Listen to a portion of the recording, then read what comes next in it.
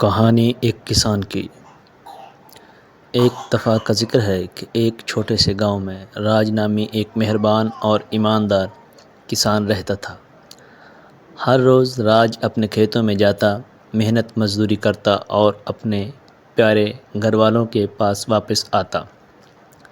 اپنے معمولی وسائل کے باوجود راج مطمئن تھا اور اپنے پڑوسیوں کی مدد کے لیے ہمیشہ تیار تھا۔ ایک سال گاؤں میں خوفناک خشک سالی پڑی، فصلیں تباہ ہو گئیں اور خوراک کی قلت ہو گئی۔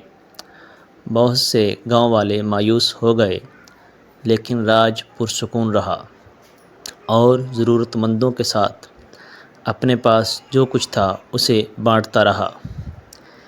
ایک دن جب راج اپنے خشک کھیت میں ہل چلا رہا تھا تو اسے سونے کے سکوں سے بھرا ایک چھپا ہوا صندوق ملا۔ خوشی سے مغلوب وہ جانتا تھا کہ یہ خزانہ اس کے خاندان اور پورے گاؤں کو بچا سکتا ہے۔ یہ سب اپنے پاس رکھنے کی بجائے راج نے گاؤں کی میٹنگ بلائی اور اپنی دریافت شیئر کی۔ اس نے سونا استعمال کرنے کی تجویز پیش کی جب تک کہ خشک سالی ختم نہ ہو جائے۔ گاؤں والے راج کی بے غرضی سے بہت متاثر ہوئے۔ انہوں نے اس کے منصوبے پر اتفاق کیا اور اس بات کو یقینی بنانے کے لیے مل کر کام کیا کہ ہر ایک کے پاس زندہ رہنے کے لیے کافی ہے۔ راج کی مہربانی اور ایمانداری کی بدولت گاؤں نے خشک سالی پر قابو پا لیا اور ایک بار پھر خوشحال ہوا۔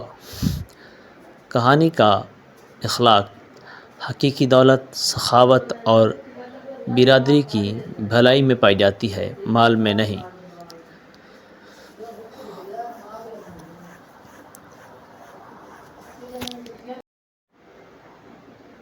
Please like, subscribe my channel.